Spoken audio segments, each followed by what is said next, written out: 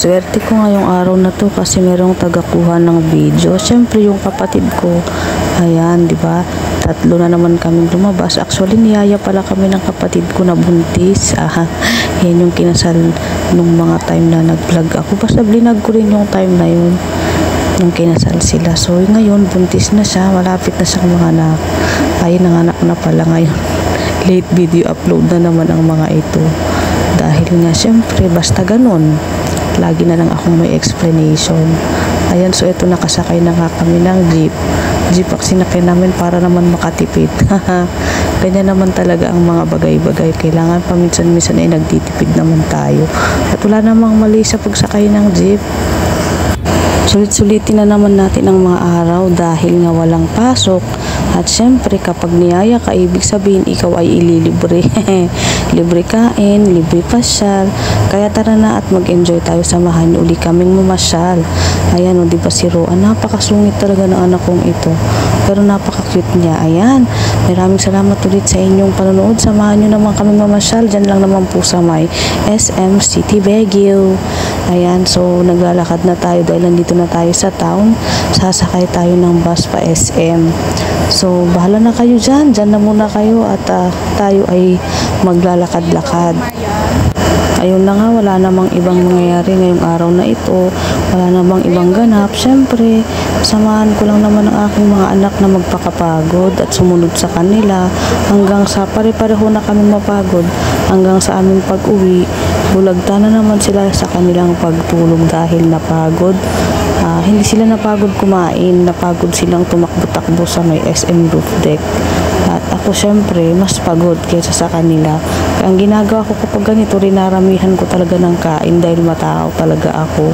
Ayun, dahil ako rin na isang breastfeeding mom, sa edad na 2 years old.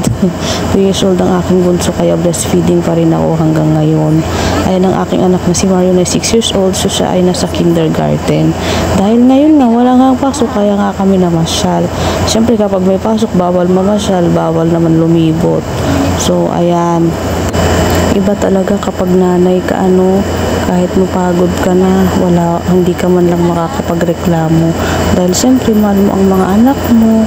At siyempre, dahil nga mahal mo sila, kahit lahat ng mga paraan na kung ano man ang magagawa ng isang nanay ay pwede nating gawin.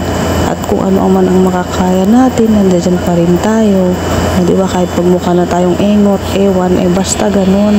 Pagmukha na tayong losyang, pagmukha na tayong, basta ganun. Ayan, sa mga nanay dyan na nakakaintindi sa akin, ayan, mag-comment naman kayo dyan at magbigay kayo ng inyong mga komento, ano yung masasabi sa ating video. At syempre, ang mga nanay na katulad ko, supportahan nyo naman ako sa aking mga video. At kung bago ka sa aking channel, huwag mo kalimutang i-click ang notification bell at mag-subscribe ka na rin, mag-follow ka na rin dyan. Huwag lang patumpik-tumpik, o diba? Minsan talaga, ako lang ang kasama ng aking mga anak dahil ang aking asawang masipag magtrabaho ay lagi nga naman siyang nasa trabaho. Kaya nga niya talagang magtrabaho para naman magkaroon tayo ng ikabubuhay. Diba? O, yan. Ang mga bata talagang natural na magulo at makukulit. Ano pa nga ba? Gano'n naman talaga sila. Pero syempre, kailangan nating i-supervise at i-guide natin ang ating mga anak para naman hindi sila lumaking suwail. Praying na sana hindi maging suwail ang aking anak. At declaring na hindi talaga sila maging suwail at maging malusog sila hanggang sa kanilang paglaki. Ayan. Ay, hindi pala paminsan-minsan. Actually, most of the time na ako ang kasama ng aking mga anak. Hindi nga niya alam na lumabas kami ngayon. Sinabi ko na lang yun nung dumating siya nung gabi. Kasi nga laging nasa trabaho ang aking asawa. So, syempre, kailangan nating intindihin ang mga bagay-bagay. Dahil ako naman, guys, full-time mom talaga ako. Nakapokus talaga ako sa aking mga anak sa pag-aalaga sa kanila. Sinama naman ako ng mama ko noon at saka ng biyanan ko na mag-alaga. Pero, syempre, matatandaan ang mga yun. Kaya hindi na sila pwedeng mag-alaga ng matagal. Ako naman, time ko naman na mag-alaga talaga ngayon at talaga namang priority natin ang pamilya. Kaya syempre, tutukan natin ang ating mga anak para naman wala tayong regrets kung ano man ang mangyayari sa kanila. At tayo ang may responsibility talaga sa kanila at wala nang iba. Wala tayong ibang aasahan kundi ang ating mga sarili pagdating sa ating mga anak. Ayun. Ayan, sa wakas, nandito na tayo sa Kenny Rogers. Dito nila napiling kumain. Siyempre, sumama na lamang kami. Libre na nga, mag-iinarte pa ba? Ayan, so yan na nga po yung mag-asawang aking kapatid. So yan ang aming in-order. Siyempre, Kenny Rogers, ayun, manok lang naman na doon ang kanilang produkto. Ano, ang kanilang masterpiece bang tawag doon? Ang kanilang laging niluluto. Basta yun, guys. So ayan, pagkatapos namin kumain, ayan, nagtatatakbo na nga ang mga bata. Ngayon talaga ang mga bata kapag lumalabas, para silang nakalabas sa hawla nila, ano, nakawala sa hawla pala. Takbuhan dito, takbuhan doon. Ayan, buti na lang maganda ang araw ngayon, hindi umuulan. Pero ayun, syempre, mainit pa rin naman sa Baguio sa mga panahong ito. Ayan, ang ganda ng Baguio. Pero mas maganda ang Baguio nung bata ako. Napakalamig. At wala pang ganitong malalaking establishmento. Hindi katulad ngayon, may SM na. So ayan, pwede na tayong mamasyal. Kasi ang pasyalan lang doon noon, alam ko, Burnham Park. Ayan, nabubulol na naman ako. Mines View, Botanical Garden. Ngayon, meron na tayong SM City Baguio. Ay, nagtrabaho din pala ako dito bago ako nag-asawa. In-enjoy ko naman maging single bago naman ako nagkapag-asawa at nagkaroon ng 2 anak. At thankful ako at blessed dahil meron akong mga anak na pinagbubusan ko ng aking lakas, ng aking oras. Ayan, maraming salamat sa Diyos Ama na binigyan niya ako ng biyaya at nagpapasalamat talaga ako dahil nagkaroon ako ng mga anak. Ayan.